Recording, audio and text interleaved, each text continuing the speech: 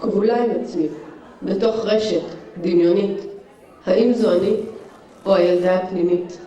מחפשת אותי באהבה עצמית, זזה, בועטת, את הכבלים מנתקת, מוכלת, מחבקת, סדקים מאחדת. משתוקקת אני אל נשמתי הבוערת, המלכה שבפנים למסע מתעוררת, מבעד לאפלה כך צועדת. שולחת ידיי אל אהוב שקיים, מזיכרונות אין סוף של מסע בזמן. מודה אני על חלקים בתוכי, על אור וצל שמתאחדים לשלם הנצחי.